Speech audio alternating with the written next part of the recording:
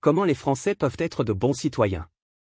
Si l'on analyse la séquence sur le projet de loi sur l'immigration, on peut comprendre qu'il est impossible d'être les deux à la fois.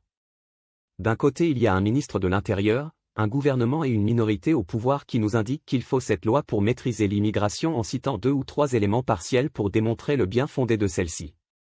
On a l'impression qu'il faut une annonce de loi pour résoudre un problème, mais peu importe ce qu'il y a dedans. À droite et à l'extrême droite, ils imaginent que les immigrants sont des malades qui veulent faire soigner une angine ou une arthrose de la hanche et que des courants d'air les font atterrir sur notre sol malgré qu'ils traversent la Méditerranée sur des rafiaux dangereux pour bénéficier sans papier d'aide sociale, même si l'on peut trouver ce genre de cas de figure, les menacer d'être privés de soins, de travail, d'intégration. Est-ce que cela va changer le quotidien des immigrés ou améliorer une situation confuse? Autant subventionner directement les passeurs pour qu'ils mettent le cap sur l'Iran, le Yémen. Ce serait plus efficace et moins cher.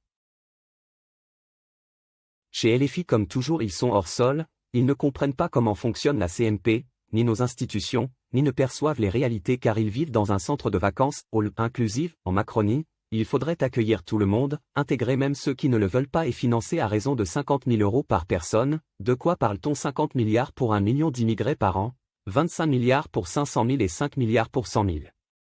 Pour Madame Panot, tous les immigrants sont des victimes du réchauffement climatique qui fait monter le niveau des océans et pousse les habitants de ces îles à fuir. Bien sûr que la communauté humaine doit faire quelque chose pour ces personnes, mais n'a-t-elle pas compris que matériellement ces terres sont trop éloignées de nos côtes et qu'il n'y a pas des centaines de milliers d'habitants sur ces îles anciennement paradisiaques?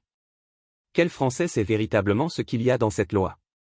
Où peut-on trouver le texte intégral du Sénat, le texte original du gouvernement, ce que chacun veut mettre dans ce projet de loi? Si l'on se réfère aux médias avec des armées de journalistes et d'assimilés, ils se focalisent sur les gesticulations des uns et des autres, ils commentent des commentaires, analysent des fictions avec forcément des frictions, les tendances minute par minute. Ont-ils eu accès aux textes? Les ont-ils lus intégralement? Y ont-ils réfléchi? Où peut-on avoir les critiques constructives sur ce projet?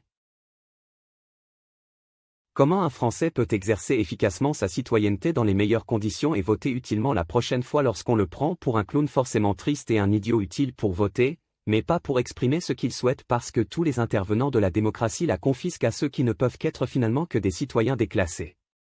Comment s'étonner que les Français votent de moins en moins lorsqu'on ne les considère pas comme de vrais citoyens et que l'on ne prend pas la peine d'expliquer les choses dans le moindre détail?